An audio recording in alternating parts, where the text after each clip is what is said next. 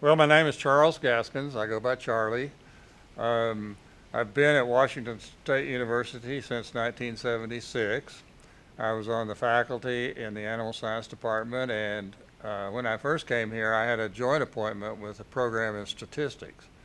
And I, uh, most of my research and that sort of thing had to do with statistical genetics. So back when I was a student, we knew about DNA, but we didn't do much with it because we didn't have the tools and so forth to measure it. So we did everything with numbers and computers.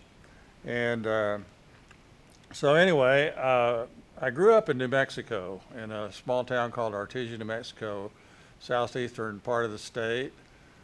Started to college at New Mexico State University, then went to Texas Tech, and I got 2 degrees there. And then I went to The Ohio State University to do my PhD, and my PhD was in genetics. And so then ultimately I ended up at Washington State, like I said, in 1976. And I got involved with the Wagyu part of it because we had several people on the faculty, including Dr. Reeves, who realized that the Wagyu cattle might be a product that we could raise in the U.S. and export to Japan. And so we set up a team of people, some in meats, some in nutrition, some in physiology, and I was on the genetic side. And my objective was to try to determine which Wagyu sires were the best for certain traits, and in particular marbling. And so we collected data, carcass data from various sources, and we did things called progeny testing to try to determine which sires were the best. And then we used a fairly complex statistical analysis system to estimate the EPDs for marbling, back fat thickness, carcass weight, and ribeye area. And we published a sire summary most years, and when we were able to get data, then we would always come out with a new sire summary. We didn't collect data every year. We relied on data from what I said was progeny testing, and progeny testing is a system where you want to give the sires equal opportunity to display their genetic capability. And so it takes quite a while to get carcass data from the time you take some sires somewhere, breed them to cows. Cows have to have calves, then they have to be grown and then fed and then to the packing plant. It's a long process. And so it's not necessarily easy to get good carcass data to prove or to test the sires. We use a system that's commonly used in lots of animal evaluation systems. Beef cattle breeds all use EPDs to compare animals, and it's also been really successful in the dairy industry and the pig industry and other animal industries. Did the things that you learned in Japan have an effect on the consumer market here or the export market for different individuals as far as an overall mission? How did that contribute to the Wagyu community, and how did it contribute to, maybe the consumer or somebody who is interested in breeding their own cattle? Well, it was a really interesting trip for me. I went one time. We went to the National Wagyu Show, which I think is every 4 or 5 years over there. It was really interesting to watch how they raised cattle and managed cattle. And generally speaking, in Japan, they have smaller units, fewer cows and so forth, and it's more of a more intensive production. We learned about how they marketed Wagyu beef over there, and we learned about how much variability there is in marbling or quality of the meat.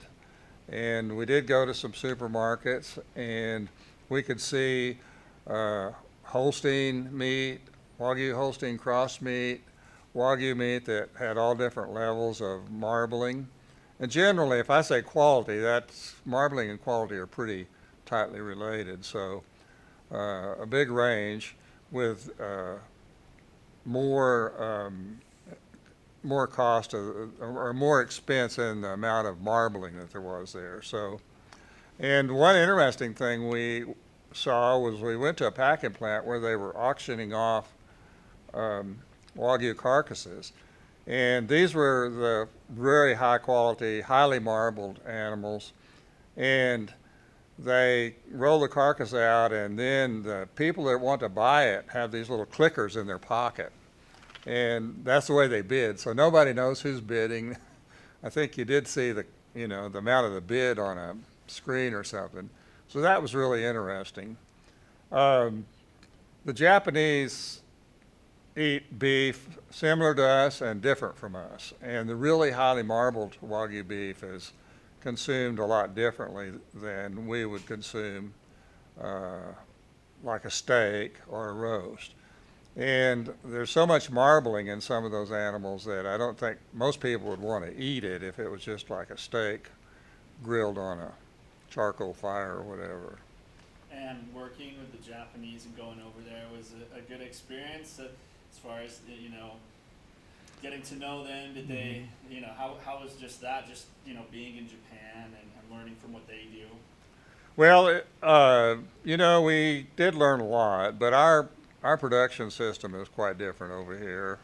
And I did meet, though, a number of people, research scientists and others, that were very helpful in getting information about the pedigrees and so forth. Because we, in the U.S., we imported quite a few Wagyu sires and Wagyu cows, and we relied on pedigree information from the Japanese to know how they're related, because the testing system depends on family relationships.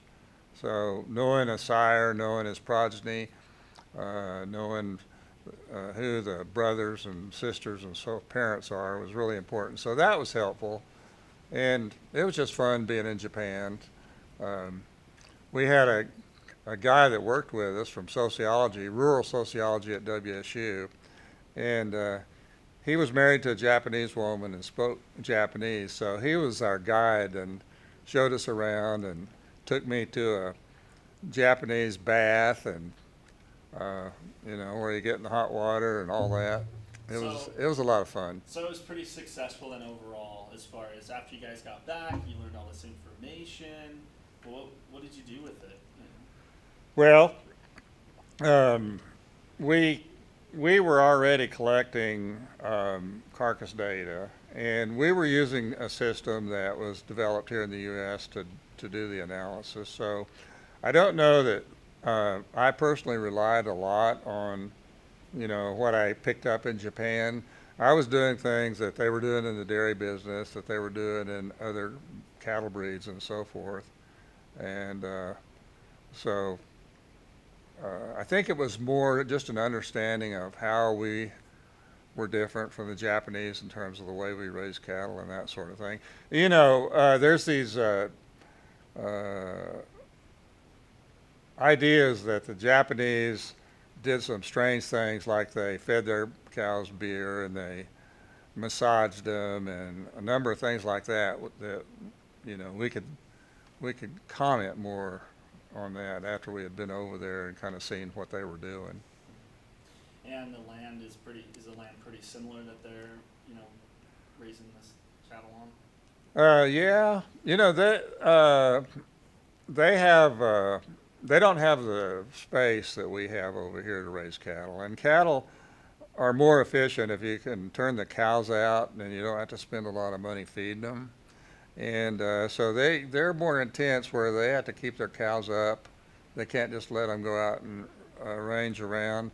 I don't think their mountains are very good for grazing cattle. And then, of course, they have a lot of farms where they raise rice and other things. Um, I think our thinking was when we started working with the Wagyu that, they were limited in how much Wagyu beef they could produce, and we felt like we could produce it cheaper, and so I think that was more kind of the idea of it. How do you know the family here? How do you know the Barr family, and do you work with them now and or friends or whatever it may be? Just build a connection for me between you guys. Sure. Well, we work together. Jerry and I have worked together in the animal science department for a long time, and he was here when I came here, and he was very successful in research, getting grants, and doing things in the physiology side, reproduction. And so when we got into the Wagyu part, he understood the need for genetic analysis, and so we talked a lot about genetic analysis, and he really encouraged me and maybe pushed me a little bit to really get involved. And when I came here, the department faculty was very much like a family, and we did a lot of things together. One of the interesting things that we did was to graze our cattle on a range area over by Wenatchee called the Clockham. It was a watershed, and about 4 or 5 of us, faculty and staff and so forth, would have to go over there once a month to manage these cows, mostly to move them from one pasture to another. And so Jerry and I were 2 of the people that did that. We had a lot of fun. We camped out and did our own cooking and just really had a good time, and it was really enjoyable. And then when Jerry's always had some land around here. I think mostly he had it because he wanted that place to go hunt, but he also really liked cows, and so he ended up buying more land and getting in the cattle business as he got older and had been in the department longer. And so I've known Jerry and I've known the girls, since they were born. And Heidi, his wife, I knew her when she was up at WSU. So I come out and help. I don't really help much with management of the cattle, but I have been doing calculating EPDs for Bar R and some other producers in the Wagyu Association. And so when Jerry was having a sale and he wanted EPDs, I was here to help out with that, and also to talk to people and try to explain to them what an EPD is and how it can be used and how important it is. So we've done a lot of different kinds of things for over the, about 45 to 50 years now. So the EPDs, pretty complex for somebody to understand who's not in the world, right? It's not something that you can explain easy. But if there was some sort of bridge or some sort of easy way of explaining it, yeah, could you do that? I think I can. First of all, when people are working with animals and trying to make genetic improvement, they have certain traits in mind. And so if you want to improve the weaning weight of your calves or the marbling in the progeny that you produce, there's a definite number that you can attach yourself to, like a weaning weight of 500 pounds, for example. People can identify with that. The problem with EPDs is they're a very relative number. So if I said the EPD for weaning weight was 20, then the question is, what does that mean? And people want to take a number like that and make it stand alone, and you can't do that. So EPD stands for expected progeny difference. And if you had an EPD on sire A and an EPD on sire B for a specific trait, and then you looked at those 2 EPDs and you said, well, they're 10 units apart. What that means is that the one with the higher number would expect to have, let's say, calves for weaning weight that are 10 pounds heavier at weaning. So the EPD number by itself really doesn't mean anything. People want it to mean something, but it doesn't. You have to compare it to other EPDs. And technically, all of the EPDs that you compare with one another need to be computed in one analysis. In other words, and a good example of this would be the Angus Association computes EPDs for weaning weight. The Hereford Association computes EPDs for weaning weight. And it doesn't, it might seem to make sense, but you really can't compare an EPD for a Hereford bull with an EPD for an Angus bull when they're computed on two different populations and two different analyses. So expected progeny difference. That's exactly what an EPD is, and so you've got to have a difference which takes at least two animals in order to figure out which one you would prefer. Gotcha. And I'm assuming that the higher the better, or? Well, it depends on the trait. But for example, feed efficiency is a trait that generally is pounds of feed per pound of gain or some measure similar to that. You would like for that to go down instead of up, but weaning weight, most traits, milk production, weaning weight, marbling, you probably want them to go up. So you just have to be careful about your trait and what's better relative to the trait. Gotcha. Yeah. And if there's anything else you want to share, just about the history or any fact or where the future may be going for Wagyu cows in America itself? Yeah. Well, first of all, I really believe that Wagyu is a superior product, and in terms of tenderness and flavor and eating quality, and I think the American consumers, a lot of them that are familiar with Japanese cattle, are aware of that. Where I was going was, I think there's going to be a big demand. And the problem with the Wagyu cattle is that there are not very many of them. The genetic base is small, and so they're more difficult to produce. And there's inbreeding in the breed, and it's not going to get any less. And inbreeding reduces the growth rate and reproductive performance and things like that. So, producers have to be really careful about that.